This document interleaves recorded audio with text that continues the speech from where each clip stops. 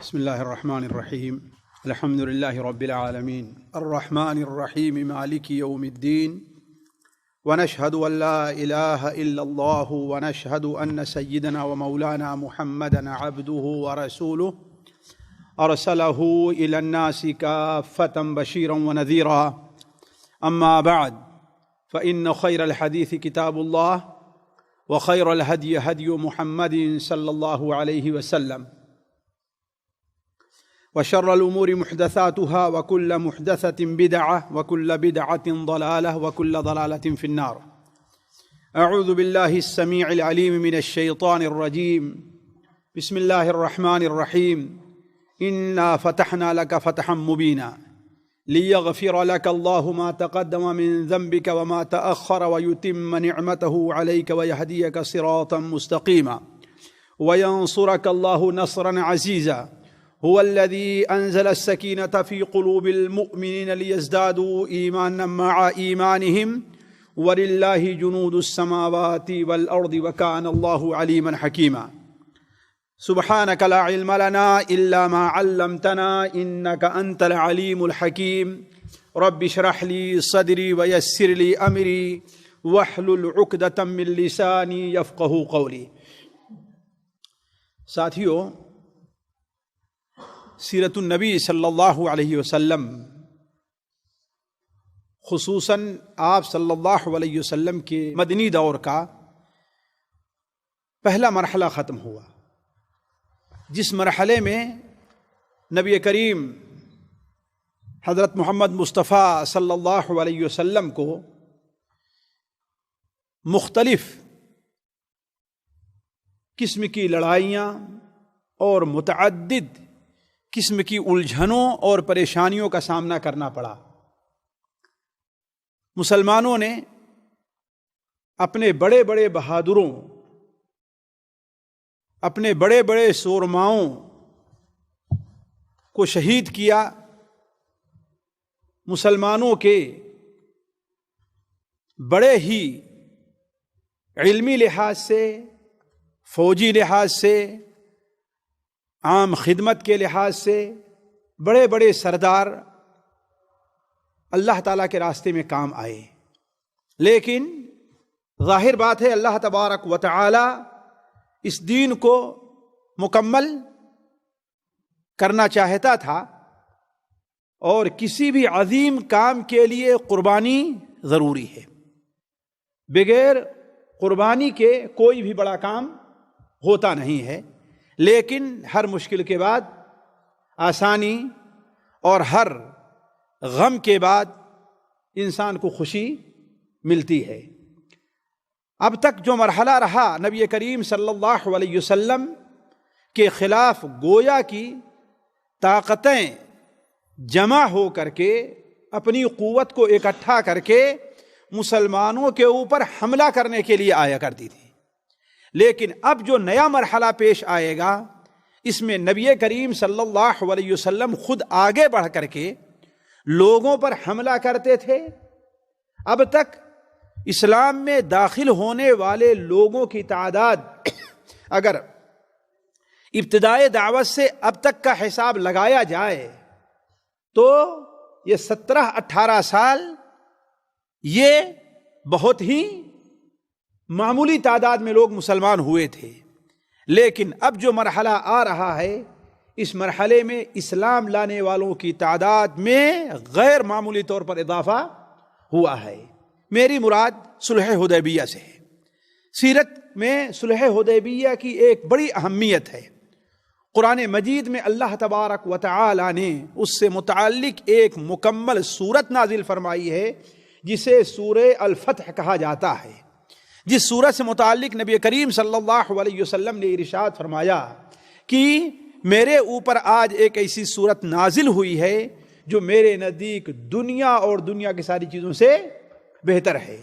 یہ صلح حدیبیہ کا مرحلہ یا صحیح طور پر اس کی تاریخ یا اس کی تفصیل کیا ہے، وہ آپ کے سامنے اب آج کی مجلس میں ہم رکھتے ہیں۔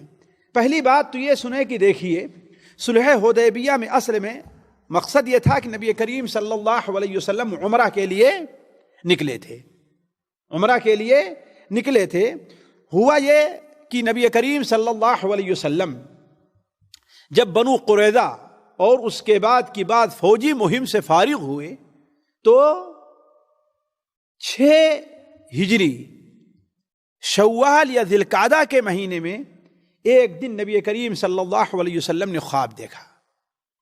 آپ نے خواب دیکھا کہ آپ اپنے ساتھیوں کے ساتھ بیت اللہ شریف کا طواف کر رہے ہیں۔ طواف کے بعد کچھ لوگ اپنے سر کو چھلا رہے ہیں اور کچھ لوگ اپنے بالوں کو چھوٹا کر رہے ہیں۔ چونکہ نبی صلی اللہ علیہ وسلم کا یا دیگر انبیاء کا خواب ایک وحی ہوتا ہے، سچا ہوتا ہے، لہذا اس خبر کو سننے کے بعد مسلمانوں میں ایک جوش پیدا ہوا۔ نبی کریم صلی اللہ علیہ وسلم کو جو خواب دکھایا گیا ہے تو اس کا مطلب ہے کہ ہمیں اب موقع ملے گا، اور اس لیے بھی کہ مسلمانوں کو اس خواب سے زیادہ خوشی ہوئی، اس لیے بھی کہ وہاں پر اللہ تبارک و تعالیٰ کا گھر تھا۔ مسلمانوں کے نزدیک سب سے محبوب ذات، مسلمانوں کے نزدیک سب سے عزیز اور سب سے پیاری ذات کا وہاں پر گھر تھا، جس کا احترام اور جس کے دیکھنے کی خواہش ہم جیسے گنہگار مسلمانوں کے اندر جس کثرت سے رہا کرتی اس کا اندازہ آپ لوگوں کو ہے، تو چہ جائے کہ صحابہ کرام کے دلوں میں وہ خواہش کیوں نہ رہی ہوگی۔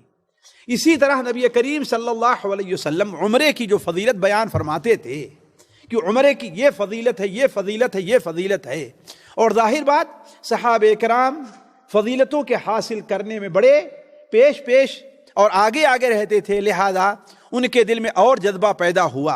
اور ایک اور چیز جس نے صحابہ کرام کو بہت ابھارا، وہ کیا چیز تھی؟ وہ یہ کہ عمومی طور پر مہاجرین جو لوگ تھے وہ کہاں سے آئے تھے؟ مکے سے آئے تھے۔ مکہ ان کا گھر تھا، وہاں ان کی زمینیں تھیں، وہاں ان کے رشتہ دار تھے۔ تو آپ لوگ خود جانتے ہیں کہ کسی جگہ پر آپ وقتی طور پر تھوڑے دن کے لیے رہ لیں تو اس جگہ سے آپ کو کیسے دلی تعلق پیدا ہو جاتا ہے۔ چہ جائے کہ ہمارا خود اپنا ہی گھر رہا ہو اور اس شہر میں، جس شہر کو اللہ تعالیٰ نے دنیا میں سب سے افضل اور بہتر قرار دیا ہے، تو ہمیں اس شہر کے دیکھنے کا جذبہ کیوں نہ پیدا ہوگا۔ یہ تمام سبب تھے کہ اللہ کے رسول صلی اللہ علیہ وسلم نے اعلان فرما دیا کہ ہم اب عمرے کے لیے جانا چاہتے ہیں۔ لیکن آپ صلی اللہ علیہ وسلم کو چونکہ یہ خطرہ تھا کہ قریش کے لوگ اتنی آسانی سے ہمیں عمرہ کرنے نہیں دیں گے، بہت ممکن ہے کہ ہمیں ان کے ساتھ لڑائی کرنی پڑے، لہذا اس کے لیے نبی کریم صلی اللہ علیہ وسلم نے 2 ترکیب کی، یا کہیے کہ 3 ترکیب کی۔ پہلا تو یہ ہے کہ آپ صلی اللہ علیہ وسلم نے عام اعلان کرا دیا، بادیہ کے علاقے میں جو مسلمان تھے، صحرائی علاقے میں، ان میں بھی اعلان کرا دیا کہ اللہ کے رسول صلی اللہ علیہ وسلم عمرہ کے لیے جانا چاہتے ہیں، جو ساتھ ہونا چاہتا ہے وہ ہو لے۔ دوسری چیز، نبی کریم صلی اللہ علیہ وسلم نے عرب کی عادت کے مطابق، عرب کے اندر عادت یہ تھی کہ عمرہ کرنے جب جایا کرتے تھے لوگ تو اپنے ساتھ ہتھیار وغیرہ نہیں لے جاتے تھے، صرف ایک تلوار جو مسافر کا ہتھیار رہا کرتا ہے وہ بھی اپنے میان میں لے کر کے چلتے تھے۔ لیکن چونکہ نبی کریم صلی اللہ علیہ وسلم کو یہ مکمل طور پر خطرہ تھا، بلکہ قوی امید تھی کہ مکہ کے لوگ ہمیں اتنی آسانی سے مکے میں داخل نہیں ہونے دیں گے اور بہت ممکن ہے کہ ہم سے لڑائی پر تل آئیں، اس لیے نبی کریم صلی اللہ علیہ وسلم نے اپنے ساتھ ہتھیار بھی لیا۔ ہمارے بعد مؤرخین نے جو یہ ذکر کیا ہے کہ اللہ کے رسول صلی اللہ علیہ وسلم اپنے ساتھ ہتھیار لے کر کے نہیں گئے تھے، یہ بات قابل قبول نہیں ہے۔ تیسری چیز، نبی کریم صلی اللہ علیہ وسلم نے جب سفر شروع کیے تو ایک صحابی بسر یا بشر، جن کا نام بعض روایتوں میں بسر آتا ہے اور بعض روایتوں میں بشر بن حارث الخزاعی کو آپ صلی اللہ علیہ وسلم نے بھیجا کہ تم آگے جاؤ اور دیکھو کہ قریش تک یہ خبر تو پہنچ چکی ہوگی، اس لیے کہ خبر کوئی چھپی ہوئی نہیں تھی کہ ہم عمرہ کے لیے نکلنا چاہتے ہیں اور نکل چکے ہیں۔ آیا قریش کو یہ خبر ملتی ہے تو قریش کا اس بارے میں کیا تعامل رہا کرتا ہے اور قریش اس بارے میں کیا سوچتے ہیں اور کیا کرنے کے لیے تیار ہیں۔ ان تمام تیاریوں کے بعد نبی کریم صلی اللہ علیہ وسلم ذی القعدہ کی ابتدا میں، کون سی تاریخ تھی اس سلسلے میں کوئی صحیح روایت نہیں ہے، بعض روایات کے مطابق جمعرات کا دن، بعض روایات میں سبت کا دن تھا۔ نبی کریم صلی اللہ علیہ وسلم اپنے 1400 یا 1500 یا 1300، یہ 3 روایتیں ہیں اور تینوں صحیح ہیں، یہ 3 روایتیں آئی ہیں اور تینوں صحیح ہیں کہ اتنے صحابہ کی جماعت لے کر کے آپ صلی اللہ علیہ وسلم مکہ کے لیے روانہ ہوئے۔ آپ کے ساتھ 70 اونٹ بھی تھے جو ہدی کے لیے لیے جا رہے تھے، ہدی کے لیے۔ آج ساتھیوں یہ سنت چھوٹی ہوئی ہے، آج ہم یہ سمجھتے ہیں کہ ہدی یعنی قربانی صرف حج کا حصہ ہے، عمرے میں نہیں، جبکہ ہمارے نبی صلی اللہ علیہ وسلم عمرے میں بھی قربانی پیش کرتے تھے۔ تو آپ اپنے ساتھ ہدی کے جانور لے کر کے نکلے اور دیکھا کہ عربی لوگ، دیہاتی اور بادیہ نشین لوگ آئے نہیں ہیں۔ کیوں؟ اس لیے کہ انہیں مکمل خطرہ تھا کہ مکہ کے لوگ اتنی آسانی سے ہمیں مکہ میں داخل ہونے نہیں دیں گے، لڑائی پیش آئے گی، لہذا وہ لوگ اس خوف سے اور اس خطر سے ڈرے رہ گئے، جن کا ذکر سورہ فتح کے اندر اللہ تبارک و تعالی فرماتا ہے کہ سَيَقُولُ لَكَ الْمُخَلَّفُونَ مِنَ الْأَعْرَابِ شَغَلَتْنَا أَمْوَالُنَا وَأَهْلُنَا فَاسْتَغْفِرْ لَنَا يقولون بألسنتهم ما ليس في قلوبهم قل فمن يملك لكم من الله شيئا إن أراد بكم ضرا أو أراد بكم نفعا بل كان الله بما تعملون خبيرا بل ظننتم أن لن ينقلب الرسول والمؤمنون إلى أهليهم أبدا وظننتم ظن السوء وكنتم قوما وزين ذلك في قلوبكم وظننتم ظن السوء وكنتم قوما بورا۔ جب آپ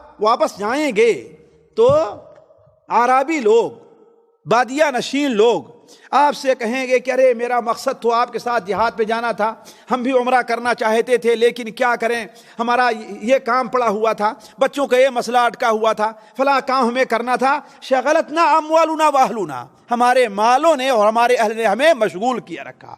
حالانکہ اللہ تبارک و تعالی جانتا ہے کہ وہ لوگ صرف زبان سے یہ باتیں کہہ رہے تھے، حقیقت اس کے خلاف تھی۔ ان کا مقصد جو تھا وہ یہ تھا کہ مشکل اور پریشانی اور لڑائی کون مول لے۔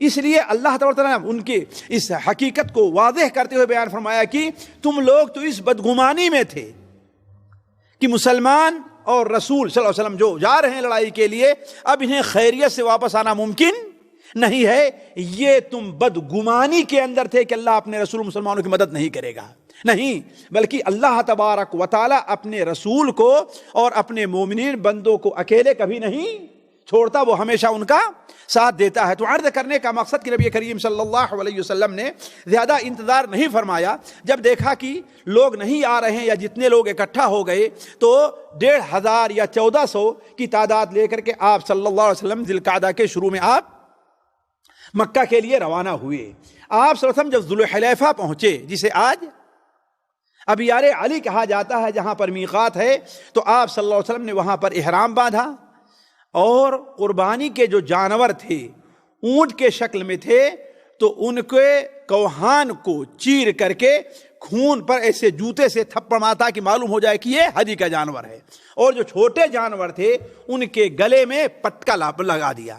یہ علامت تھی عرب کے اندر کہ ایسا کوئی جانور ہے تو گویا اللہ تعالیٰ کے گھر جا رہا ہے، اس سے کوئی تعرض نہیں کرتا تھا۔ یہ کہہ کر کے آپ صلی اللہ علیہ وسلم چلے۔ ابھی مدینہ منورہ سے 75 کلومیٹر مقام روحہ پر پہنچے ہوئے تھے، تو آپ صلی اللہ علیہ وسلم کو اطلاع ملتی ہے کہ غیقہ یا ضیقہ نامی ساحل سمندر پر ایک چشمے کے پاس کافروں کا لشکر ہے، کوئی قافلہ ہے یا کوئی جماعت ہے جو راستے میں مسلمانوں سے تعارض کرنے کے لیے تیاری کر رہی ہے۔ آپ صلی اللہ علیہ وسلم نے کچھ صحابہ کو بھیجا اور وہ احرام نہیں باندھے تھے، وہ وہاں پر گئے اور وہیں پر ایک بڑا مشہور واقعہ پیش آیا جو حدیث کی کتابوں میں ہے، ظاہر بات سیرت وغیرہ کتابوں میں نہیں، حدیث کی کتابوں میں ہے کہ حضرت ابو قتادہ رضی اللہ تعالیٰ عنہ بڑے مشہور صحابی ہیں، وہ بیان کرتے ہیں جب اللہ کے رسول صلی اللہ علیہ وسلم نے ہمیں وہاں کے لیے بھیجا تو ایک بار ہم لوگ ایک جگہ ٹھہرے ہوئے تھے، ہمارے ساتھیوں نے تو احرام باندھ لیا تھا، اس لیے کہ اب جب دشمن کا خطرہ ختم ہو گیا تو ہم لوگ مکے کی طرف روانہ ہوئے۔ ہمارے ساتھیوں نے احرام باندھ لیا تھا لیکن ابھی ہم نے احرام نہیں باندھا تھا، ہم نے ابھی احرام نہیں باندھا تھا۔ اتنے میں ایک ہرن دکھائی دیا، تو میں تو چونکہ اپنا جوتا سی رہا تھا، اپنے کپڑے اپنے جوتے کو سی رہا تھا، اس لیے ہم نے نہیں دیکھا، لیکن صحابہ کرام جو احرام باندھے تھے ان لوگوں نے دیکھ لیا اور ایک دوسرے کی طرف اشارہ کر کے ہنسنے لگے کہ کاش کہ میں بھی دیکھ لوں۔ اس لیے جو آدمی حالت احرام میں ہوتا ہے اسے شکار کرنا، نہ شکار کی طرف اشارہ کرنا، نہ شکار کو بھگانا جائز، نہ شکار پر کسی کی مدد کرنا جائز نہیں ہے۔ تو چونکہ دوسرے لوگ حالت احرام میں تھے اور میں حالت احرام میں نہیں تھا، لہذا آپس میں ایک دوسرے کو دیکھ کر کے ہنس رہے ہیں کہ میں کسی طرح متوجہ ہوں اور میں اس کو دیکھ لوں۔ چنانچہ اچانک جب ہم نے نظر اٹھائی تو کیا دیکھتا ہوں کہ ہرن، جلدی سے میں اپنے گھوڑے پر کود کر کے بیٹھا، لیکن نیزہ لینا اور تیر لینا بھول گیا، میں نیزہ لینا اور تیر لینا بھول گیا۔ اب میں اپنے ساتھیوں سے کہتا ہوں مجھے اٹھا دو، لیکن کوئی دینے کے لیے مجھے تیار نہیں ہے کہ ہم لوگ حالت احرام میں ہیں، تمہاری کوئی مدد نہیں کریں گے۔ تو کہا میں گھوڑے پر سے اتر کر کے اپنا سامان لیا اور لے کر کے بھاگا، اسے دوڑایا۔ تھوڑی دور جانے کے بعد جب ہم نے ایک تیر ماری تو وہ گرا اور آگے جا کر کے وہ تقریباً مرنے کے قریب ہو گیا۔ تو پھر دوبارہ میں اپنے ساتھیوں کے پاس آیا کہ بڑا وزنی ہے، میں اکیلے نہیں اٹھا پاؤں گا، آؤ تم لوگ میری مدد کرو، لیکن میری مدد کرنے کے لیے کوئی تیار نہیں ہوا۔ لیکن ہم نے ہی کوشش کر کے اسے اٹھایا اور لے کر کے ان لوگوں کے پاس آیا، تو اب اسے ذبح کیا، پکانے کھانے کا معاملہ آیا تو مسلمان دو حصوں میں بٹ گئے۔ کچھ لوگوں نے کہا ہم تو بھائی کھائیں گے، کچھ لوگوں نے کہا ہم حالت احرام میں ہیں، ہم کھائیں گے نہیں۔ تو جن لوگوں نے کھا بھی لیا انہیں بڑا افسوس ہوا کہ ہم نے تو کھا لیا شکار، حالانکہ جنگلی جانوروں کا شکار محرم کے لیے کیا ہے، جائز نہیں ہے۔ اب انہیں یہ شبہ ہوا تو حضرت علی کل حال وہاں سے رخصت ہوئے تو نبی کریم صلی اللہ علیہ وسلم سے آگے بڑھ کر کے حضرت ابو قتادہ نے سوال کیا کہ اے اللہ کے رسول صلی اللہ علیہ وسلم، ایسی صورتحال پیش آئی، کچھ لوگوں نے کھایا کچھ لوگوں نے نہیں کھایا۔ علی کل حال قصہ بڑا لمبا ہے، اسے میں طول نہیں دینا چاہتا۔ آپ صلی اللہ علیہ وسلم نے کہا کہ ہاں ٹھیک ہے، اگر کچھ بچا ہے تو مجھے بھی لا کے دو۔ تو یہیں سے ایک مسئلہ نکلا کہ اگر شکار محرم کے لیے نہ کیا گیا ہو اور محرم نے اس پر کوئی مدد نہ کی ہو تو شکار کھانا اس سے کھانا جائز ہے۔ علی کل حال آپ صلی اللہ علیہ وسلم پھر وہاں سے رخصت ہوئے۔ جب آپ مقام عسفان پر پہنچے، آج بھی یہ جگہ اسی نام سے مشہور ہے اور مکہ مکرمہ سے تقریباً 80 کلومیٹر دور ہے، تو آپ نے جس کو بسر کو جاسوس بنا کر کے بھیجا تھا وہ آ کر کے آپ سے ملے اور کہا اے اللہ کے رسول صلی اللہ علیہ وسلم، قریش کسی بھی صورت میں آپ سے لڑنے کے لیے تیار ہے، کسی بھی صورت میں آپ کو مکے میں داخلے سے روکنے کے لیے تیار ہیں، حتیٰ کہ صرف قریش اکیلے نہیں، احابیش جن کو کہا جاتا ہے، یعنی قریش کے وہ قبیلے جو مکہ مکرمہ کے ارد گرد آباد تھے اور قریش کے ساتھ مل کر کے ان کے لڑائی کرتے تھے، ان لوگوں کو بھی جمع کر رکھا ہے اور کہہ رہے ہیں کسی بھی صورت میں کچھ بھی ہو جائے محمد اللہ وسلم ان کو مکے میں داخل ہونے نہیں دینا ہے۔ آپ صلی اللہ علیہ وسلم نے اس پر غور کیا، بلکہ آپ کو مزید یہاں تک معلوم ہوا کہ خالد بن ولید گھوڑ سواروں کا دستہ لے کر کے قراع غمیم تک پہنچے ہوئے ہیں، مکہ سے 64 یا 65 کلومیٹر کی دوری پر ہے، قراع غمیم تک یہاں تک پہنچ گئے ہیں۔ اس کا معنی کیا تھا ساتھیوں کہ اب مٹبھیڑ اور لڑائی یقینی ہے۔ کیوں؟ اس لیے کہ ادھر سے اتنی تیاری ہے اور اپنے سواروں کا دستہ اتنی دور بھیج دیا ہے۔ تو آپ صلی اللہ علیہ وسلم نے صحابہ کرام کو جمع کر کے مشورہ لینا شروع کیا، کہا کہ یہ بتاؤ کیا رائے ہے تمہاری؟ میرا جی کہہ رہا ہے کہ یہ لوگ جو مکہ مکرمہ کے ارد گرد آباد ہیں اور قریش کی مدد کے لیے مکہ پہنچے ہوئے ہیں، ان کے اہل و عیال کے اوپر اچانک دھوا بول دیا جائے، اچانک دھوا بول دیا جائے، تو اس کی دو صورت ہوگی۔ ایک صورت تو یہ ہوگی کہ وہ قریش کا ساتھ چھوڑ کر کے انہیں خبر ملے گی تو بھاگ کر کے یہاں پر آئیں گے، تو قریش کی جماعت اور ان کی فوج کم ہو جائے گی، اور اگر نہیں بھی آتے ہیں تو انہیں بہت ہی غم اور الجھنوں کا سامنا کرنا پڑے گا۔ لیکن حضرت ابوبکر صدیق رضی اللہ تعالیٰ عنہ نے کہا کہ اے اللہ کے رسول صلی اللہ علیہ وسلم، ہم مدینہ منورہ سے عمرہ کی غرض سے نکلے ہیں، ہمارا مقصد لڑائی کرنا نہیں ہے، ہم آگے بڑھتے ہیں، اگر کوئی ہمارے اور اللہ کے گھر کے درمیان حائل ہوتا ہے تو اس سے ہم ہتھیار سے بات کریں گے، اس کو ہم ہتھیار دیں گے، اور اگر ہمارے درمیان اور مکہ کے درمیان حائل نہیں ہوتے تو یہ ہمارا مقصد ہے، ہم عمرہ کریں گے۔ آپ صلی اللہ علیہ وسلم نے کہا اللہ کا نام لے کر کے آگے بڑھو۔ ذرا آپ تھوڑا سا آگے بڑھے تو آپ نے محسوس کیا کہ ہاں خالد بن ولید اپنی فوج کو لے کر کے سامنے کھڑے ہیں، ابھی تک مسلمان نہیں ہوئے تھے، اور گھوڑ سواروں کا دستہ ہے۔ آپ صلی اللہ علیہ وسلم کھڑے رہے، وہیں پر ظہر کی نماز پڑھائی، چونکہ قبلہ رخ تھے، خالد بھی قبلہ رخ تھے، تو خالد بن ولید نے کہا کہ یہ تو بڑا دھوکہ ہو گیا، نماز کی حالت میں اگر ہم لوگ ان کے اوپر اچانک حملہ کر دیے ہوتے تو کتنا اچھا ہوتا، لہذا اب ایسا کرتے ہیں کہ ابھی ایک نماز کا اور وقت آنے والا ہے، یعنی عصر کا، اب ایسا کریں کہ وہ نماز پڑھنے لگیں گے تو ان کے اوپر حملہ بول دیں گے، حلہ بول دیں گے۔ اس پر اللہ تبارک و تعالیٰ نے نبی کریم صلی اللہ علیہ وسلم پر وحی نازل فرمائی، اور آپ صلی اللہ علیہ وسلم نے وہیں پر صلاۃ خوف کی نماز پڑھی، یعنی آپ صلی اللہ علیہ وسلم نے اپنی جماعت کو دو حصوں میں بانٹ دیا۔ آپ کھڑے ہوئے نماز پڑھا رہے ہیں، سارے لوگ کیونکہ قبلہ کی طرف دیکھ رہے ہیں، آپ نے دو صف کیا تھا، اور پھر اس کے بعد آپ صلی اللہ علیہ وسلم جب رکوع میں گئے تو سارے لوگ آپ کے ساتھ رکوع کیے۔ خطرہ کس حالت میں ہوتا ہے؟ سجدے کی حالت میں نا، لہذا آپ صلی اللہ علیہ وسلم جب سجدے میں گئے تو اگلی صف نے سجدہ کیا اور پچھلی صف کھڑے ہو کر کے دشمن کو دیکھتی رہی، ان کا مراقبہ نگرانی کرتی رہی۔ پھر جب یہ قوم سجدہ کر چکی، دو سجدے کر لی، آپ صلی اللہ علیہ وسلم کھڑے ہوئے تو پھر جو پیچھے والے لوگ تھے انہوں نے اپنے طور پر سجدہ کیا۔ اس طریقے سے آپ صلی اللہ علیہ وسلم نے صلاۃ خوف پڑھائی، تو یہ پہلا موقع تھا کہ صلاۃ خوف آپ صلی اللہ علیہ وسلم نے پڑھائی تھی۔ علی کل حال نبی کریم صلی اللہ علیہ وسلم کا مقصد چونکہ لڑائی نہیں تھا، لہذا آپ کسی بھی طریقے سے مٹبھیڑ سے آپ بچنا چاہتے تھے۔ ہوا یہ کہ کہا خالد جہاں پر ہیں ان کو وہیں پر رہنے دو۔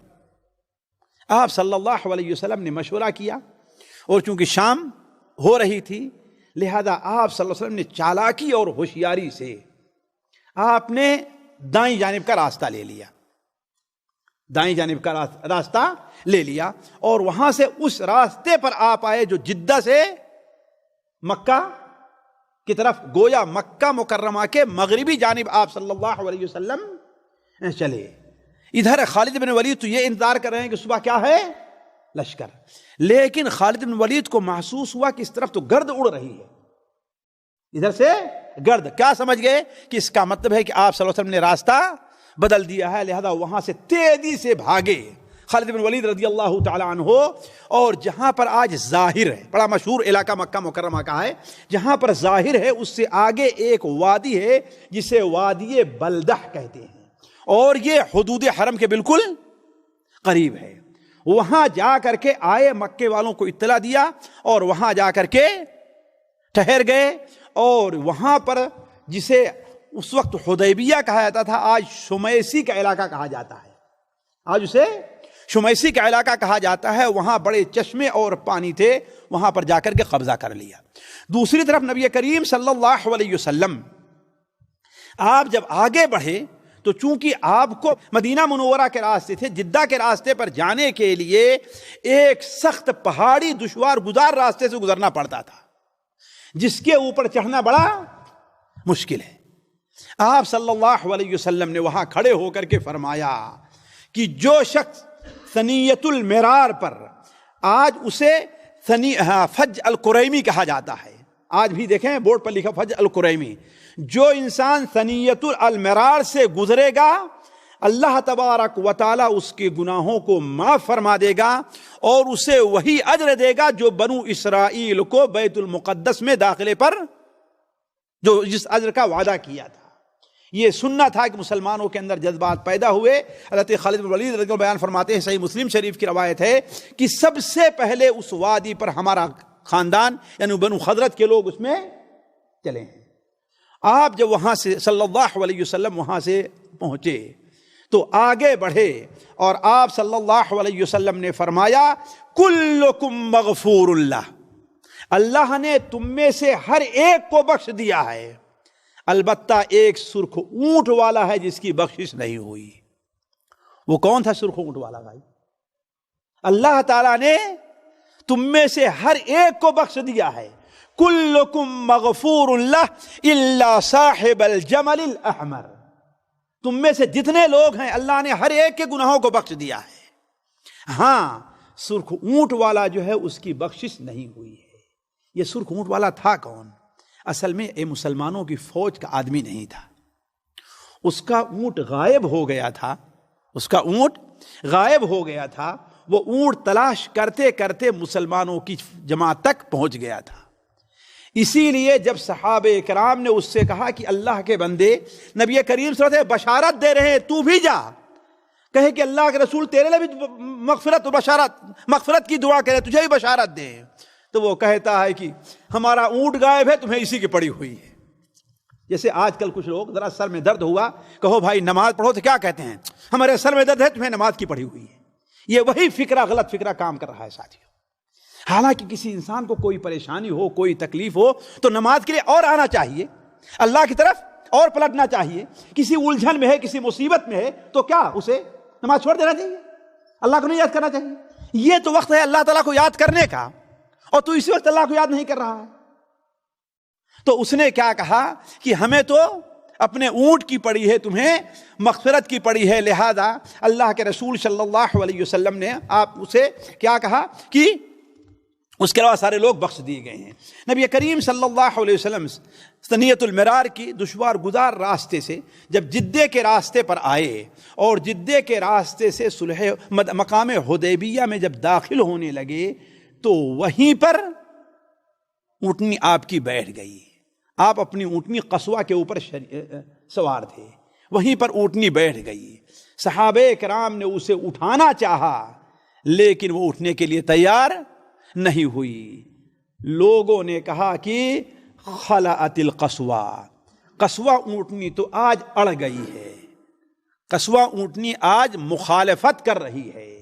آپ صلی اللہ علیہ وسلم نے فرمایا کہ نہیں، قصوہ کی اونٹنی اڑی نہیں ہے، نہ اڑنا اس کی عادت ہے، بلکہ اسے اسی ذات نے روکا ہے یہاں پر جس ذات نے مکہ سے ہاتھی والوں کو روکا تھا۔ یعنی مکے میں ہاتھی والوں کو داخل کیوں نہیں ہونے دیا؟ تاکہ مکے میں خون نہ بہایا جائے۔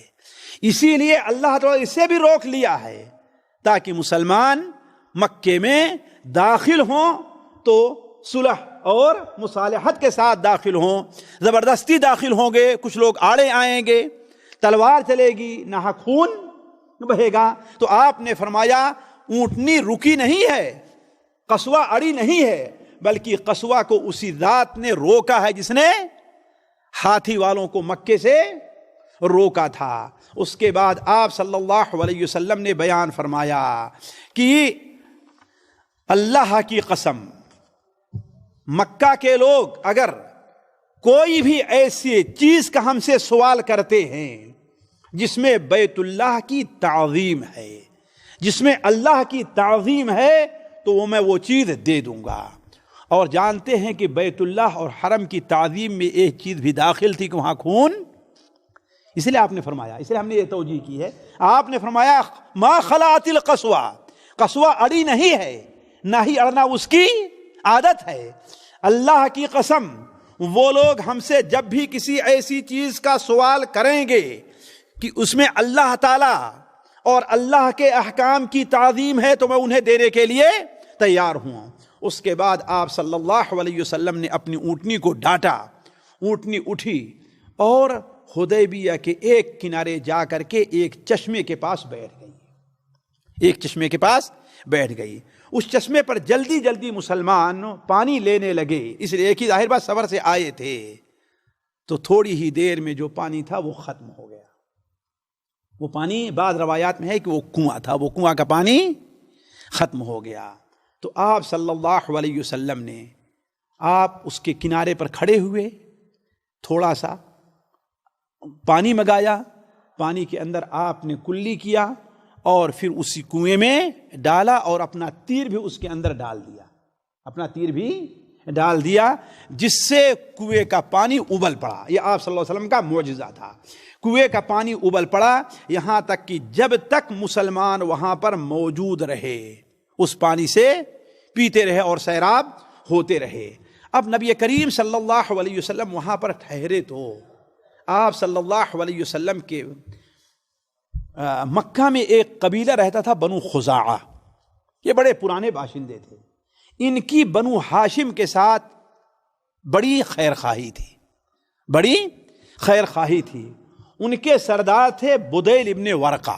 بدیل ابن ورقہ وہ نبی کریم صلی اللہ علیہ وسلم کی خدمت میں حاضر ہوئے اور کہا کہ اے محمد، قریش صلی اللہ علیہ وسلم اپنی پوری طاقت کے ساتھ کچے بچے لے کر کے مقام بلدہ میں کھڑے ہوئے ہیں اور کسی بھی قیمت پر آپ کو وہ روکنا چاہتے ہیں. آپ صلی اللہ علیہ وسلم نے کہا کہ جا کر کے ان سے کہا کہ دیکھو ہم لڑائی کرنے نہیں آئے ہیں، دیکھو ہمارے ساتھ حج کے جانور ہیں، ہمارا مقصد عمرہ کرنا ہے. اگر قریش چاہیں تو ہمیں چھوڑ دیں اور ہم بیت اللہ کا طواف کریں، ہمارا مقصد ان سے لڑائی کرنا نہیں ہے. اور آپ نے فرمایا قریش کا برا ہو، لڑائی نے انہیں توڑ کر کے رکھ دیا ہے.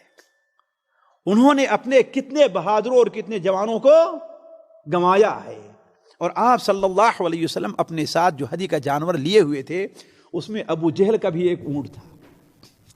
چونکہ مکے کے سردار تھے نا، یہ ظاہر کرنے کے لیے کہ دیکھو تمہیں کتنی شرمندگی، کتنی ذلت ہمارے سامنے اٹھانی پڑی ہے. کہا کہ لڑائی نے انہیں توڑ کر کے رکھ دیا ہے، اگر وہ چاہیں تو ہم سے ایک مدت کے لیے صلح کر لیں کہ ہم دونوں ایک دوسرے کے خلاف لڑائی نہیں کریں گے، ہمارے اور عرب کے درمیان چھوڑ دیں. اگر عرب کے اوپر میں غالب آتا ہوں جیسا کہ ہونے والا ہے تو عرب، تم قریش اگر چاہیں گے تو ہمارے، وہ بھی جس طریقے سے عرب کے لوگ ہمارے ساتھ ہو گئے ویسے ہمارے ساتھ وہ ہو لیں گے، ہاں وہ بھی ہو لیں گے. اور اگر نہیں چاہیں گے تو اتنے دنوں میں وہ اپنی طاقت کو اکٹھا کر لیں گے، ہمارے ساتھ لڑنے کی ان کے پاس طاقت رہے گی.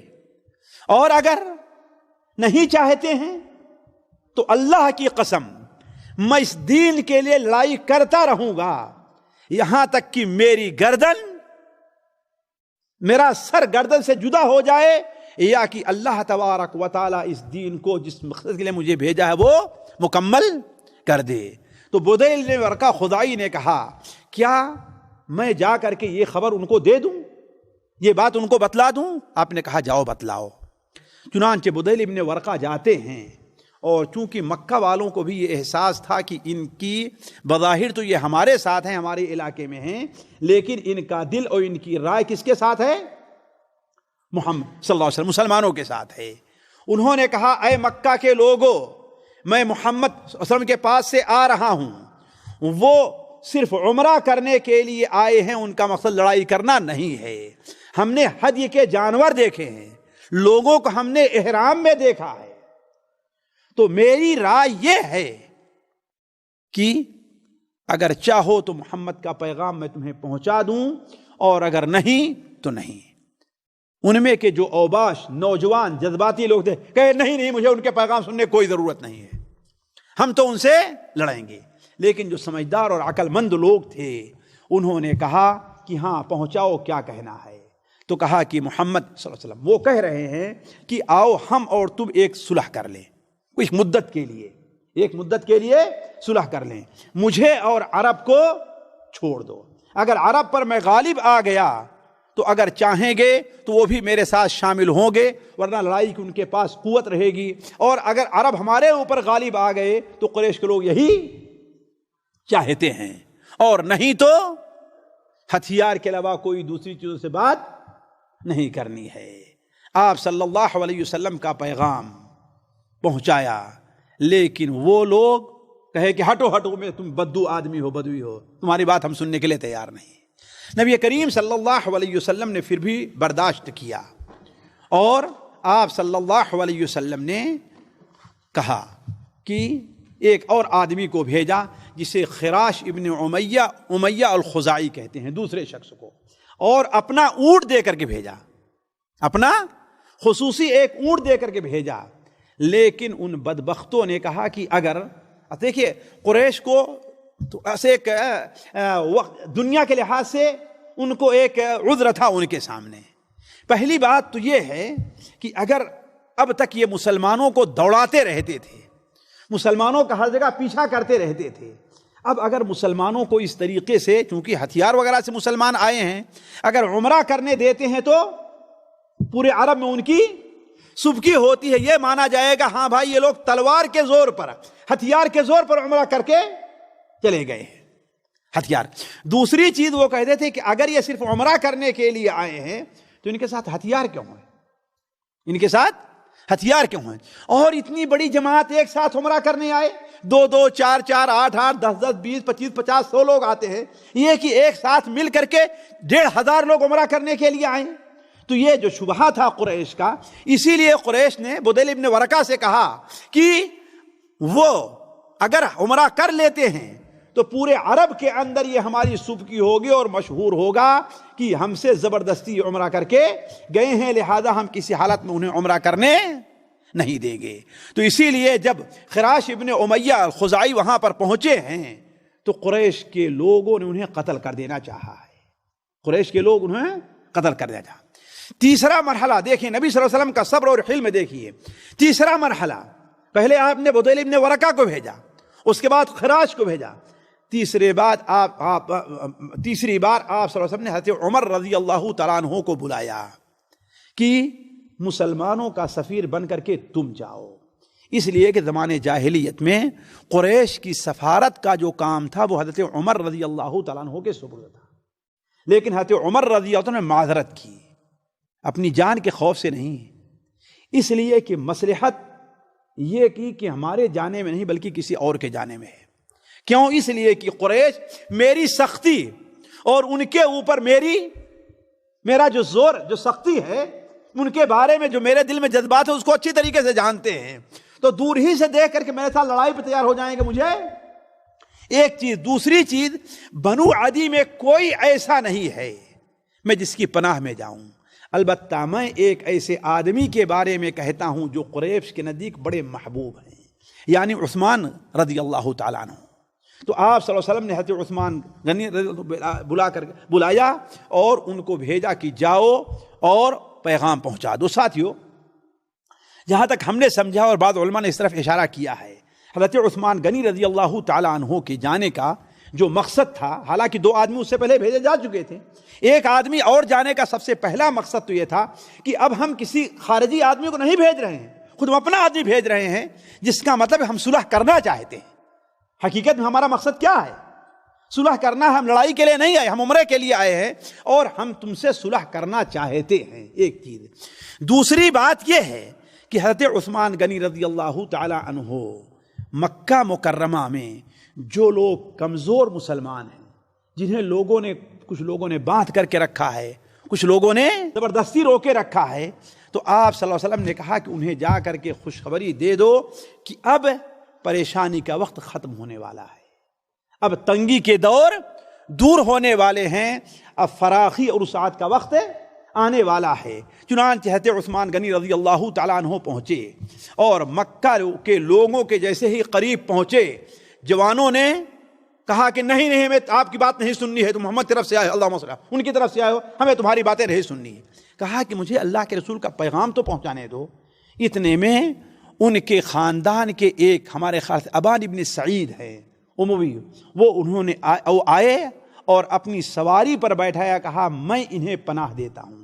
یہ چیز عرب کے اندر بڑی اہمیت رکھتی تھی اور شریعت نے اس کو باقی رکھا ہے کہ کسی خاندان کا، کسی قوم کا ایک آدمی بھی کسی کو پناہ دے دے تو پورے قبیلے اور پورے خاندان، پورے قوم کے لوگ اسے تعرض نہیں کرتے تھے، اسے چھیڑتے نہیں تھے۔ تو جب انہوں نے ان کو پناہ دے دیا اور اپنی پناہ میں لے کر کے مکے میں داخل ہوئے اور آپ صلی اللہ علیہ وسلم کا پیغام حضرت عثمان بن عفان نے پہنچایا، تو مکہ کے لوگوں نے کہا کہ اچھا آپ رک جائیے۔ حالانکہ تھا یہ کہ اسی دن یا دوسرے دن واپس چلے آئیں، لیکن لوگوں نے کہا کہ آپ رک جائیے اور اگر آپ طواف کرنا چاہتے ہیں تو طواف کر لیں۔ بلکہ بعض روایات میں آتا ہے کہ مسلمانوں نے کہا کہ عثمان کتنے خوش نصیب ہیں کہ ہم لوگوں سے پہلے انہیں بیت اللہ کے طواف کا موقع مل رہا ہے۔ لیکن آپ صلی اللہ علیہ وسلم نے فرمایا کہ مجھے امید رہی ہے کہ عثمان طواف کریں گے۔ چنانچہ حضرت عثمان غنی پر جب پیش کیا گیا کہ آپ طواف کیجئے تو انہوں نے کہا کہ نہیں، جب تک اللہ کے رسول صلی اللہ علیہ وسلم اس گھر کا طواف نہیں کرتے، مجھے صرف پیغام پہنچانے کے لیے بھیجا ہے، طواف کرنے کے لیے نہیں بھیجا ہے، اس وقت میں نہیں آتا۔ اب اس درمیان میں مکہ کے لوگوں نے عثمان ابن عفان کو اپنے پاس روک لیا۔ روکنے کی وجہ کیا تھی؟ مسلمانوں کو جذبہ دلانا تھا، مسلمانوں کو غصہ دلانا تھا، یا یہ کہ آپس میں میٹنگ کر کے کوئی بات کہنی تھی، اللہ عالم۔ اس کا کوئی ثبوت ملتا نہیں ہے۔ دونوں وجہ ہو سکتی ہے۔ ایک وجہ تو یہ ہو سکتی ہے جب ہم ان کو روک لیں گے اور ظاہر بات قاصد کو روکا، قاصد کو مارا نہیں جاتا، تو کیا ہے وہ جذبات میں آئیں گے، جوش میں آئیں گے اور لڑائی کے لیے آگے بڑھیں گے، تو ہم انہیں سے لڑائی کریں گے۔ اور دوسری وجہ یہ بھی ہو سکتی ہے کہ ان کے سمجھدار لوگوں نے اس لیے روکا تاکہ اس درمیان ہم مشورہ کر لیں کہ ہمیں محمد کو اللہ علیہ وسلم کا جواب دینا ہے۔ علی کل حال حضرت عثمان جب وقت اور واپس نہیں آئے تو ایک شور مچ گیا، خبر مچ گئی کہ عثمان قتل کر دیے گئے، عثمان قتل کر دیے گئے۔ جب نبی کریم صلی اللہ علیہ وسلم اور مسلمانوں کو یہ خبر پہنچتی ہے تو آپ صلی اللہ علیہ وسلم ایک بیری کے درخت کے نیچے تھے، حضرت عمر رضی اللہ آپ کے سامنے کھڑے ہوئے تھے، اور حضرت سلمہ ابن اکوع شاید صحابی ہیں، وہ بیری کے جو درخت کی ڈالیاں تھی آپ کے سر پر آ رہی تھیں۔ آپ لوگ دیکھتے ہیں یہاں جنگلوں میں کتنے چھوٹے چھوٹے درخت بیری کے رہا کرتے ہیں کہ آدمی مشکل سے نیچے کھڑے ہو سکتا ہے، تو انہوں نے اس کو اٹھائے رکھا تھا۔ آپ صلی اللہ علیہ وسلم نے وہیں پر تمام مسلمانوں کو اکٹھا کیا اور بیعت کرنے کے لیے۔ کس بات پر بیعت؟ کہ ہم میدان چھوڑ کر کے بھاگیں گے نہیں، چاہے ہمیں قتل کر دیا جائے، یہاں تک کہ عثمان کے قتل کا بدلہ ہم لے لیں۔ کیوں؟ اس لیے کہ عثمان کو ظلماً قتل کیا گیا ہے۔ سفیر دنیا میں، ایلچی دنیا میں کہیں قتل نہیں کیا جاتا۔ چنانچہ سب سے پہلے کہا جاتا ہے کہ ایک صحابی ابو سنان عبداللہ ابن وہب ہیں، انہوں نے بیعت کی۔ اس کے بعد تمام مسلمان آپ صلی اللہ علیہ وسلم بیعت کرنے کے لیے تیار ہو گئے۔ 1500 مسلمان یا 1400 مسلمان، ایک کو چھوڑ کر کے سارے مسلمانوں نے بیعت کی۔ البتہ ایک منافق جد ابن قیس تھا، وہ اپنے کجاوے کے نیچے چھپ گیا، اونٹ کے نیچے، اس نے بیعت نہیں کی۔ صحیح مسلم شریف میں ہے کہ سارے لوگوں نے بیعت کر لی تھی الا جد ابن قیس، جو منافق تھا، اپنی قوم کے ساتھ آیا ہوا تھا، اس نے بیعت نہیں کی، بلکہ سارے لوگوں نے بیعت کی۔ جب سارے لوگ بیعت کر چکے، بلکہ بعض صحابی ہیں انہوں نے 2-3 بار بیعت کیا، 2 بار، جس میں سلمہ ابن اکوع رضی اللہ تعالی عنہ بھی تھے، 3 بار بیعت کیا۔ جب سارے لوگ ختم ہو گئے تو نبی کریم صلی اللہ علیہ وسلم نے کہا کہ یہ ہاتھ عثمان کا ہے۔ ساتھیو، یہ فضیلت عثمان کو حاصل ہے رضی اللہ تعالیٰ کی، دنیا میں کسی انسان کو حاصل نہیں ہے۔ آپ نے کیا فرمایا کہ یہ ہاتھ عثمان کا ہے، اس سے اشارہ تھا کہ عثمان قتل نہیں ہوئے ہیں، لیکن انہیں جو روکا گیا ہے، اور اگر یہ بات صحیح قتل ہو گئے ہیں تو یہ ہاتھ عثمان کا ہے اور یہ میرا ہاتھ ہے، میں عثمان کی بھی بیعت اپنے ہاتھ پر کر رہا ہوں. اور یہ بھی اس طرف اشارہ ہے کہ حضرت عثمان غنی رضی اللہ عنہ کی اخلاص اور سچے مومن ہونے کی علامت ہے، وہ نہیں کہ جس طریقے سے خارجی، ناصبی اور خارجی اور رافضی، یہ ملعون قومیں جو یہ کہتی ہیں کہ حضرت عثمان رضی اللہ عنہ مرتد ہو گئے تھے، نعوذ باللہ من ذالک. اللہ کے رسول صلی اللہ علیہ وسلم نے اپنا ہاتھ قرار دینا، اس بات کی دلیل کیا ہے کہ وہ سچے اور پکے مومن ہیں. آپ صلی اللہ علیہ وسلم وہاں مسلمانوں پر بیعت کی. یہی بیعت ساتھیوں، اسی کا ذکر قرآن مجید میں سورہ الفتح کے اندر ہے، اور یہی تاریخ میں بیعت رضوان کے نام سے جانی جاتی ہے. اس بیعت کی بڑی فضیلت وارد ہے، اور جو لوگ اس میں شریک ہوئے تھے ان کی بڑی فضیلت ہے. اللہ تعالیٰ سورہ الحدید میں بیان فرماتا ہے، لا يستوی منکم من انفق قبل الفتح وقاتل من قبل الفتح وقاتل اولئک اعظم درجة من الذین انفقوا من بعد وقاتلوا. فتح سے پہلے یعنی بیعت رضوان سے پہلے جن لوگوں نے جہاد کیا، جن لوگوں نے اللہ کے راستے میں مال خرچ کیا ہے، ان کا مقام بعد میں آنے والے لوگوں کے مقابلے میں بہت زیادہ ہے. یعنی اگرچہ صحابی ہیں، حضرت خالد بن ولید جیسے لوگ، عمرو بن عاص جیسے لوگ، یہ لوگ جن کا اتنا اونچا مقام ہے، لیکن یہ لوگ ان صحابہ کا مقابلہ نہیں کر سکتے جو اس بیعت کے اندر شریک ہوئے تھے. ایک اور حدیث میں نبی کریم صلی اللہ علیہ وسلم نے ارشاد فرمایا حدیبیہ کے موقع پر کہ انتم خیر اہل الارض، روئے زمین پر جتنے لوگ بس رہے ہیں ان میں تم لوگ سب سے بہتر ہو. اور ایک حدیث میں جو صحیح مسلم شریف میں ہے، آپ نے بیان فرمایا کہ جو انسان بھی یہاں پر بیعت کیا ہے وہ جنت میں جائے گا، وہ جہنم میں قطعا نہیں جائے گا. بلکہ ساتھیوں، اس سے بھی عظیم فضیلت اللہ نے قرآن مجید میں بیان کی ہے. جو فضیلتیں ہم نے 3 بیان کی، ان سے بھی عظیم فضیلت اللہ نے قرآن مجید میں بیان فرمائی ہے. کیا؟ لقد رضی اللہ عن المؤمنین اذ یبایعونک تحت الشجرۃ فعلم ما فی قلوبہم وانزل السکینۃ علیہم واثابہم فتحا قریبا. لقد رضی اللہ عن المؤمنین، اللہ تعالیٰ ان مومنین سے راضی ہو گیا ہے. ساتھیوں، اس جماعت، اس قوم کی بدبختی کے بارے میں آپ کیا کہتے ہیں جو ان لوگوں کے اوپر نفاق کا حکم لگاتے ہیں؟ قرآن سچا ہے کہ وہ لوگ سچے ہیں؟ آجا یہ کفر ہے، کفر نہیں ہے. وہ صحابہ کرام ابو بکر و عمر، عثمان و علی، طلحہ و زبیر، عبد الرحمن بن عوف و سعید بن زید، یہ سارے کے سارے، بلال، ابو قتادہ، تمام مسلمان جو تھے، 1,00,000، 400، 500، ان سارے مسلمانوں کے بارے میں اللہ کیا فرما رہا ہے؟ لقد رضی اللہ عن المؤمنین، اللہ تعالیٰ ان سے راضی ہو گیا ہے. اور جس سے اللہ راضی ہو اس پر کبھی ناراض ہوگا؟ کوئی سوال پیدا ہوتا ہے؟ تو یہ کفر ہے ساتھیوں. ان صحابہ کرام کے اوپر ارتداد کا حکم لگانا، انہیں گالی دینا، انہیں برا بھلا کہنا، یہ قرآن کی تردید اور قرآن کو جھٹلانا ہے.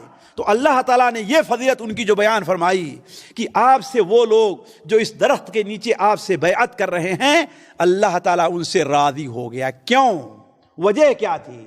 اس لیے کہ اللہ نے ان کے دل میں جو کچھ ایمان ہے، اخلاص ہے، اللہ نے اس کو جان فعلم ما فی قلوبہم، اس لیے اللہ تعالیٰ نے ان کے اوپر سکینت اور اطمینان نازل فرمایا. علی کل حال مسلمانوں نے بیعت کی. ساتھیوں، یہ تو مسلمان کی فوج کا حال تھا، لیکن کافروں کا کیا معاملہ تھا؟ کافروں نے جب دیکھا کہ مسلمان اب اپنی جگہ پر اڑے ہیں، ہٹنے والے نہیں ہیں، یا تو انہیں موقع دیا جائے جا کر کے عمرہ کریں، طواف کریں، اور یا پھر ان کے ساتھ لڑائی کی جائے. لیکن قریش بھی بار بار مسلمانوں کی طاقت کو آزما چکے تھے، مسلمانوں کی تلواروں کے جلوے دیکھ چکے تھے. لہذا ان میں جو سمجھدار لوگ تھے وہ بھی لڑائی کرنا نہیں چاہتے تھے. لہذا ان کے پاس ایک بڑے مشہور صحابی جو بات ابھی مسلمان نہیں ہوئے تھے، طائف کے رہنے والے تھے، عروہ ابن مسعود الثقفی. جنہیں اللہ کے رسول صلی اللہ علیہ وسلم نے کہا کہ وہ صاحب یاسین، یاسین میں جس مرد مجاہد کا ذکر ہے ان کی طریقے سے ہیں، حضرت عروہ ابن مسعود. اور یہ ان لوگوں میں تھے جو قریش کی مدد کرنے کے لیے اپنے علاقے سے فوج بھی لے کر کے آئے تھے. اس سے اندازہ لگائیں قریش کی فوج معمولی نہیں تھی، مکہ کے لوگ تھے، طائف کی طرف سے یہ عروہ ابن مسعود فوج لے کر کے آئے تھے، اور احابیش یعنی جو پاس پڑوس کے قبائل تھے وہ سارے کے سارے جمع تھے. اس کا مطلب قریش کی فوج بھی کوئی معمولی نہیں تھی. ایسے موقع پر عروہ ابن مسعود الثقفی کہتے ہیں کہ یہ بتاؤ کیا میں تمہارے نزدیک والد کی طرح نہیں ہوں؟ کیا میں تمہارا خیر خواہ نہیں ہوں؟ کیا ہم نے تمہاری مدد نہیں کی ہے؟ کیا میں تمہاری مدد کے لوگوں کو جمع کر کے نہیں آیا ہوں؟ یہ ثابت کرنا تھا کہ میں تمہارے لیے بہت ہی مخلص ہوں. تو کیا مجھے تم لوگ موقع دیتے ہو کہ میں جاؤں اور محمد اللہ علیہ وسلم سے کچھ بات کر کے آؤں، گفتگو کر کے؟ لوگوں نے کہا کہ اچھا جائیے آپ. چنانچہ عروہ ابن مسعود الثقفی رضی اللہ تعالی عنہ نبی کریم صلی اللہ علیہ وسلم کی خدمت میں حاضر ہوتے ہیں. تو آپ صلی اللہ علیہ وسلم کے ساتھ گفتگو کرنے لگے. پہلے آزمانا چاہے اور تھوڑی جسے کہیے بدتمیزی کی بات کی. کہا کہ اے محمد اللہم صلی اللہ علیہ وسلم، یہ بتائیے کہ آپ اگر قریش سے ابھی لڑیں اور قریش کو کاٹ کر کے رکھ دیں تو آپ نے دیکھا ہے اس سے بھی بدبخت آدمی کون ہے جو خود اپنے ہاتھ سے اپنی قوم کو مارتا ہے؟ اور اگر مٹبھیڑ ہوئی تو میں آپ کے گرد ایسے اوباشوں کو دیکھ رہا ہوں کہ جب لڑائی شروع ہوگی تو بھاگ کھڑے ہوں گے آپ کا ساتھ چھوڑ کر کے. یہ کہنا تھا کہ ابوبکر کو غصہ آ گیا اور اتنی بڑی گالی نکالی، اتنی بڑی گالی نکالی. کہا کہ لات کی فلاں کو جا کر کے چوس، تو یہ سمجھتا ہے کہ ہم ان کا ساتھ چھوڑ کر کے بھاگ جائیں گے؟ یہ کیسے ہو سکتا ہے؟ تو کہا کہ اگر تمہارا ہمارے اوپر بہت بڑا احسان نہ ہوتا تمہاری اس بات کا آج میں جواب دیتا. دیکھیے ساتھیو، وہ کفر کے اوپر تھے لیکن احسان لوگوں کے جانتے تھے. وہ قوم اس لائق تھی کہ نبی اس میں آئے، وہ قوم اس لائق تھی کہ اس میں صحابی پیدا ہوں. دیکھیے اتنی بڑی گالی نکالی لیکن اس کے باوجود کیا کہا کہ تمہارا ہمارے اوپر ایک بہت بڑا احسان ہے، اس لیے میں تمہاری بات کا جواب نہیں دیتا. چنانچہ وہ نبی کریم صلی اللہ علیہ وسلم کے ساتھ بات کرنے لگے. کافی دیر تک بات ہوتی، بات کرتے جاتے اور اپنی آپ کی داڑھی میں اپنا ہاتھ لگاتے جاتے. حضرت مغیرہ ابن شعبہ اپنے چہرے کو چھپائے ہوئے اپنے تلوار کے پیچھے طرف سے ان کے ہاتھ پر مارتے کہ اللہ کے رسول صلی اللہ علیہ وسلم کی داڑھی سے اپنے ہاتھ کو ہٹاؤ، وہاں سے ہٹاؤ اپنے ہاتھ کو. عروہ ابن مسعود نے کہا کہ یہ کون ہے؟ کہا کہ تم پہچانتے نہیں ہو، یہ تمہارا بھتیجا مغیرہ ابن شعبہ ہے. کہا کہ ارے غدار، ارے دھوکے باز، ابھی تک جو تم نے لوگوں کو دھوکہ دیا ہے اس کا خمیازہ، اس کا بدلہ میں ابھی تک ادا کر رہا ہوں. ہوا یہ تھا کہ مغیرہ ابن شعبہ رضی اللہ تعالیٰ چند لوگوں کے ساتھ نکلے اور ان کو قتل کر کے ان کا سامان لے کر کے مدینہ منورہ بھاگ گئے اور مسلمان ہونے کے لیے. تو اللہ کے رسول صلی اللہ علیہ وسلم فرمایا کہ بھائی تمہارا اسلام تو میں قبول کرتا ہوں لیکن تمہارا مال قبول نہیں کرتا. تو چونکہ خطرہ تھا کہ طائف میں لڑائی ہو جائے گی لہذا عروہ ابن مسعود نے کہا بھائی چونکہ میرا بھتیجا ہے، میرے خاندان کا ہے، لہذا جو کچھ وہ لے کر کے گیا ہے اس کو اور خون بہا میں اس کا ادا کرنے کے لیے تیار ہوں. تو کہا ارے دھوکے باز، ارے غدار، کیا ابھی تک تیرے دھوکے بازی کا بدلہ میں ادا نہیں کر رہا ہوں؟ علی کل حال عروہ ابن مسعود الثقفی آپ صلی اللہ علیہ وسلم کے پاس سے بڑے متاثر ہوئے اور واپس گئے. اور قریش کے لوگوں سے کہا کہ اے قریش، دیکھو محمد اللہم صلی علی محمد وہ لڑائی کرنے کے لیے نہیں آئے ہیں، وہ عمرہ کرنے کے لیے آئے ہیں. اور دیکھو میں قیصر و کسریٰ کے پاس بھی جا چکا ہوں. اب اندازہ لگائے کتنے پائے کے آدمی تھے وہ عروہ ابن مسعود الثقفی. میں قیصر و کسریٰ کے پاس جا چکا ہوں لیکن جتنا محمد صلی اللہ علیہ وسلم ان کے ساتھی ان کی عزت کرتے ہیں، ہم نے کسی کو ان کی عزت کرتے ہوئے کسی کی عزت کرتے ہوئے نہیں دیکھا ہے. ہم نے تو یہ دیکھا کہ اگر محمد تھوکتے بھی ہیں اللہم صلی علی محمد تو ان کا تھوک زمین پر نہیں گرنے پاتا ہے.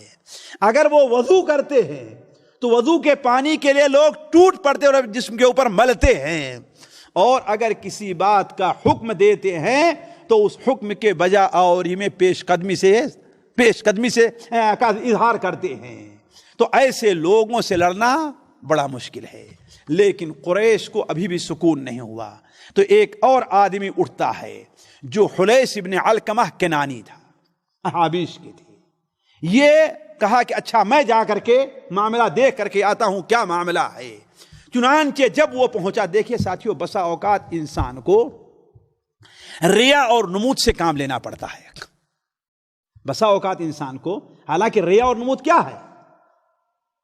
ناجائز ہے نا، لیکن اگر نیت بسا اوقات صحیح ہو تو ریا اور نمود میں، مثال کے طور پر ابھی یہاں پر اعلان کیا جائے کس چیز کا کہ ہاں بھائی اتنا چندہ جمع کرنا ہے، ایک آدمی آپ میں سے کھڑا ہو اچھا اور لوگوں کو دکھا کر کے بھائی یہ دیکھیے اتنا میں دے رہا ہوں، اس کا مقصد ریا نہیں ہے، کیا مقصد اس کا؟ تاکہ لوگوں کے اندر جذبات پیدا ہوں۔ تو ایسے موقع پر بسا اوقات ریا اور نمود کی ضرورت پڑتی ہے۔ لہذا آپ صلی اللہ علیہ وسلم نے کہا کہ یہ وہ آدمی تمہارے پاس آ رہا ہے جو خانہ کعبہ کی اور خانہ کعبہ کی طرف جو لوگ آتے جاتے رہے تو ان کی بڑی عزت کرتے ہیں، بڑے اہتمام سے پیش آتے ہیں۔ لہذا ایسا کرو کہ تم لوگ کھڑے ہو جاؤ۔ آپ نے کیا کہا؟ کھڑے ہو جاؤ، تلبیہ پڑھنا شروع کرو اور حج کے جانور کو اس کے سامنے کھڑا کر۔ اب وہ دور ہی سے کیا دیکھتا ہے کہ حج کے جانور کھڑے ہوئے ہیں، لوگ تلبیہ پڑھ رہے ہیں، اللہ اکبر لا الہ الا اللہ، اور یہی کر کے وہیں سے واپس چلے جاتے ہیں۔ واپس جاتے ہوئے جا کر کہتے ہیں مکہ کے لوگوں سے کہ اے مکہ کے لوگوں، میں نے انہیں دیکھا ہے کہ وہ لڑائی کے لیے نہیں بلکہ بیت اللہ کی زیارت کے لیے آئے ہیں، اور بیت اللہ کی زیارت سے کسی کو روکنا یہ بہت بڑا جرم ہے۔ انسان اپنے دشمن سے دشمن کو نہیں روکتا بیت اللہ کی زیارت سے، لہذا تم لوگ اگر ایسا کرتے ہو تو میں تمہارا ساتھ نہیں دیتا۔ جذباتی لوگ ان کے اوپر بھی ناراض ہوئے، لیکن سمجھدار لوگوں نے کہا کہ بیٹھو۔ اتنے میں ایک اور انسان مکرز نامی کھڑا ہوتا ہے، کہتا ہے کہ میں معاملہ دیکھ کر کے آ رہا ہوں کہ کیا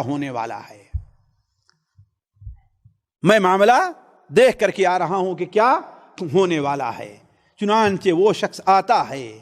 آپ نے کہا کہ یہ ایک فاجر آدمی آ رہا ہے، یہ ایک فاجر ہی بڑا بدبخت آدمی آ رہا ہے، لیکن علی کل حال چونکہ وہ آیا تھا لہذا اس سے گفتگو کرنی تھی۔ ابھی وہ یہاں پر آیا ہی تھا کہ اب مکے کے لوگوں کو احساس ہوا کہ اب صورتحال یہاں تک پہنچ رہی ہے کہ مسلمان بغیر عمرے کے واپس نہیں جائیں گے۔ لہذا پہلی چیز جو انہوں نے بدیل ابن ورقہ کے ذریعے پیش کی ہے کہ ہماری ان کی صلح ہو جائے، یہ معاملے پر ہمیں تیار ہو جانا چاہیے۔ لہذا ابھی مکرز یہیں پر تھا کہ قریش نے سہیل ابن عمرو جو بعد میں مسلمان ہوئے ان کو بھیجا، سہیل ابن عمرو کو کہا کہ جاؤ صلح کر کے آؤ، لیکن اس بات کو تو قطعاً نہیں ماننا کہ اس بار وہ لوگ عمرہ کریں، باقی جس پر چہرہ صلح کر لینا، لیکن اس پر صلح نہیں ہونی چاہیے۔ آپ صلی اللہ علیہ وسلم نے انہیں دور سے آتے ہوئے دیکھا تو کیا کہا کہ سہول امرکم، سہیل کو بھیجنے کا معنی یہ ہے کہ اب معاملہ آسان ہوگا، اس لیے کہ ساتھیوں آپ کہیں جائیں کسی آفس میں اور گیٹ ہی پر آپ کو ایسا آدمی مل جائے جو آپ کو جھڑک دے بھگا، تو آپ کیا سمجھیں کہ ہمارا آپ کام ہونے والا نہیں ہے۔ لیکن وہیں کوئی آدمی ملے جو اچھی طریقے سے آپ کا استقبال کرتا ہے، اچھا ہوا آئے، ہاں ٹھیک ہے آپ کا کیا کام ہے، لائیے میں دیکھتا ہوں، تو آپ کیا سمجھیں گے جی کہ ہمارا کام؟ تو یہی چیز فعال حسن ہے، لینا چاہیے، امید رکھنی چاہیے۔ تو اللہ کے رسول صلی اللہ علیہ وسلم نے کیا فرمایا ہے کہ اب تمہارا معاملہ کیا ہے؟ آسان ہے، اس لیے کہ سہیل کو ان لوگوں نے بھیجا ہے۔ لہذا سہیل ابن عمرو آئے اور دیر تک نبی کریم صلی اللہ علیہ وسلم سے گفتگو کرتے رہے، یہاں تک کہ معاملہ چند باتوں پر طے ہو گیا۔ جب معاملہ طے ہو گیا تو لکھنے کی باری آئی ہے کہ اسے لکھ لیا جائے. لیکن معاملہ کن کن چیزوں پر طے ہوا تھا ساتھیوں؟ وہ تقریباً 6 چیزیں تھیں. میں اس کو سامنے رکھ دوں تو آگے بڑھتا ہوں. پہلی چیز تو یہ تھی کہ اس سال آپ واپس چلے جائیں. قریش کی یہ ماگی مراد تھی، اس لیے قریش اپنے لیے تھوڑا سا عیب سمجھتے تھے کہ اور یہ چیز مسلمانوں پر بہت بھاری تھی. مسلمانوں پر بہت بھاری تھی، اس لیے کہ اب یہی نہیں کہ آدھی دور ہے، کہاں ہے، بالکل قریب پہنچ چکے ہیں. اب خانہ کعبہ ان کے درمیان میں کوئی چیز حائل نہیں ہے. اب حدود حرم میں کھڑے، حرم پر کھڑے ہیں. قریش اس طرف ہے اور مسلمان اس طرف ہیں. تو پہلی چیز یہ تھی کہ ہاں بھائی اس سال آپ لوگ واپس چلے جائیں. اور دوسری چیز، آئندہ سال آ کر کے عمرہ کریں اور بغیر ہتھیار کے مکے میں داخل ہوں اور صرف 3 دن کے لیے آئیں. یہ دوسری چیز تھی. تیسری چیز تھی کہ دونوں فریق، اور یہ اسلام کا بہت بڑا فائدہ تھا ساتھیوں، دونوں فریق 10 سال تک آپس میں یہ معاہدہ کر لیں کہ کوئی کسی لڑائی، کسی خلاف فوجی کارروائی نہیں کرے گا. کتنا؟ 10 سال تک آپس میں یہ معاہدہ کر لیں کہ کوئی کسی تحت فوجی کارروائی نہیں کرے گا. اور چوتھی چیز یہ تھی جو مسلمانوں کے اوپر اور بھاری پڑی، قریش کا جو شخص مدینہ جائے مسلمان ہو کر کے، مسلمان اسے واپس کرنے کے مجال ہوں گے، مسلمانوں کو واپس کرنا ہوگا. اور اگر مسلمان کا کوئی آدمی مرتد ہو کر قریش کے پاس آتا ہے تو قریش اسے واپس نہیں کریں گے. 5ویں چیز یہ تھی جو قریش کی سب سے بڑی ہار تھی، سب سے بڑی ہار تھی، وہ یہ کیا؟ جو کوئی قبیلہ یا فرد محمد صلی اللہ علیہ وسلم کے ساتھ ہونا چاہے وہ ان کے ساتھ ہو لے، اور جو قریش کے ساتھ ہونا چاہے وہ. اس کا مطلب یہ ہے کہ قریش اب مسلمانوں کو ایک مستقل جماعت اور قوم کے طور پر تسلیم کر لے رہے. اب تک تو یہی تھا نا، ان کو مانتے ہی نہیں تھے، یعنی انہیں بھی حق ہے خانہ کعبہ کی زیارت کریں. اب تک تو بددین کہا کرتے تھے کہ یہ لوگ حرم کی، حدود حرم کی، خانہ کعبہ کی زیارت کی اہمیت نہیں دیتے. لیکن یہ کہنے کے بعد کیا معلوم ہوا؟ کہا کہ جو آدمی بھی یا جو قبیلہ بھی محمد اور مسلمانوں کا ساتھ ہونا چاہے وہ ان کے ساتھ ہو سکتا ہے، اور جو قریش کے ساتھ ہونا چاہے وہ ہمارے ساتھ. اور 6ٹھی چیز یہ تھی کہ ہر فریق ایک دوسرے کے بارے میں اپنا دل صاف رکھیں گے. یعنی کیا معنی ہے؟ پیٹھ پیچھے ہو کر کسی اور کی مدد ایک دوسرے کے خلاف نہیں کریں گے، پیٹھ پیچھے ہو کر. اور یہ سب سے بڑی کمزوری ثابت ہوئی قریش کی، اسی لیے صرف 17 مہینے ہی، حالانکہ معاملہ کتنا تھا، 10 سال تھا نا، لیکن 17 مہینے ہی میں قریش نے اس عہد کو توڑ دیا تھا. یہ چیز ہوئی. آپ صلی اللہ علیہ وسلم نے اس کے لیے کہا کہ لاؤ اب لکھا لیا جائے، اس کو، یہ چیزیں لکھ لی جائیں. تو آپ صلی اللہ علیہ وسلم نے حضرت علی کو بلایا اور کہا لکھو بسم اللہ الرحمن الرحیم. سہیل ابن عمرو نے کہا کہ نہیں، الرحمن الرحیم تو ہم جانتے ہی نہیں، تو پہلی بار ہم سن رہے ہیں، آپ سے سن رہے ہیں. ہم تو لکھتے ہیں بسمک اللہم، اسی سے لکھا. آپ نے کہا چلو بھائی یہی لکھو بسمک اللہم. اور کہا کہ یہ وہ بنود ہیں جس کے اوپر محمد رسول اللہ صلی اللہ علیہ وسلم اور قریش طرف سے سہیل ابن عمرو دستخط کر رہے ہیں. تو سہیل ابن عمرو نے کہا کہ یہ بتائیے کہ اگر ہم آپ کو اللہ کا رسول جانتے تو آپ کو کھانے کا بس روکتے کیوں؟ آپ کی مدد کرتے، آپ کا ساتھ دیتے، آپ کا ساتھ دیتے. اگر ہم جانتے کہ آپ اللہ کے رسول ہیں، یہی تو مسئلہ ہے کہ آپ کہتے ہیں ہم اللہ کے رسول، ہم آپ کو ماننے کے لیے تیار نہیں ہیں. لہذا آپ لکھیے محمد ابن عبداللہ، یہ نہ لکھیے محمد رسول اللہ. آپ صلی اللہ علیہ وسلم نے کہا کہ میں اللہ کا رسول ہوں، چاہے تم جھٹلاؤ ہی کیوں نہیں. اور مسلمانوں پر یہ چیز بہت بھاری تھی، اسی لیے جب آپ نے حضرت علی سے کہا اسے مٹا، حضرت علی نے کہا کہ میں اپنے ہاتھ سے مٹانے کے لیے تیار نہیں ہوں، نہیں مٹائیں گے اس کو. آپ نے کہا اچھا لاؤ میں مٹا دیتا ہوں، بھائی تم نہیں مٹاؤ، لاؤ. تو آپ نے اپنے ہاتھ سے مٹایا اور پھر محمد ابن عبداللہ لکھا گیا. تو عرض کرنے کا مقصد کہ یہ ساری چیزیں کیا ہیں، لکھی گئی. جب یہ ساری چیزیں لکھ اٹھیں تو آپ صلی اللہ علیہ وسلم کھڑے ہوئے اور اعلان کیا کہ مسلمان اٹھیں، اپنے ہدی کا جانور ذبح کریں اور اپنے بالوں کو چھلا لیں۔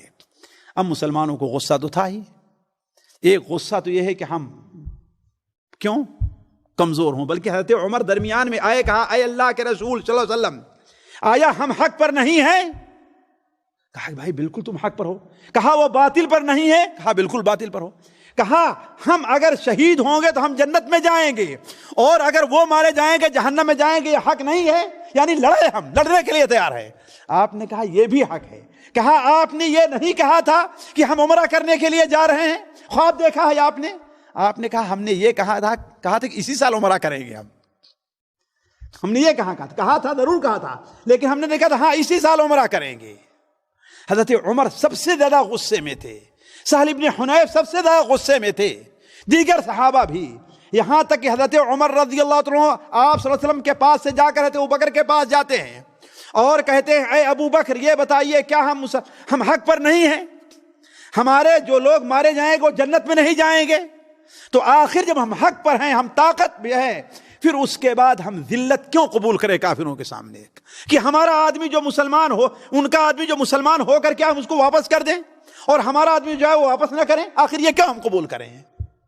حضرت ابوبکر نے کہا کہ اے عمر، یہ دیکھیے حضرت ابوبکر کی خوبی دیکھیے ساتھیو، یہ خوبی تھی تبھی تو اللہ نے ان کو صدیق کا لقب دیا ہے، اللہ کے رسول صلی اللہ علیہ وسلم نے، تبھی تو اللہ تعالیٰ نے دنیا میں نبیوں کے بعد سب سے افضل مقام کس کو دیا ہے؟ جو اس دنیا کی بدترین قوم کے نزدیک جو ہے برے سے برے آدمی ہیں، نعوذ باللہ من ذالک، جن کی صبح و شام ہی نہیں ہوتی ہے اللہ کہتے ابوبکر کو گالی دینا، نعوذ باللہ من ذالک۔ تو اس قوم کے اندر حقانیت کہاں سے آ سکتی؟ وہ اللہ کے دشمن، رسول کے دشمن، اہل بیت کے دشمن اور انسانیت کے دشمن ہیں وہ۔ تو عرض کرنے کا مقصد سے ابوبکر صدیق نے کہا کہ اے عمر، وہ اللہ کے رسول ہیں، اللہ ان کو کبھی بھی ضائع نہیں کرے گا، وہ اللہ کی مخالفت نہیں کر سکتے، ان کے بات پر جمے رہو، ان کا دامن پکڑے رہو، کامیابی اسی میں ہے۔ چنانچہ علی کل حال مسلمانوں کو چونکہ غصہ تھا، وہ جذبات میں تھے، لہذا مسلمان آپ نے کہا کہ اٹھو اپنے جانوروں کو ذبح کرو، کوئی مسلمان جانور ذبح کرنے کے لیے تیار نہیں ہے۔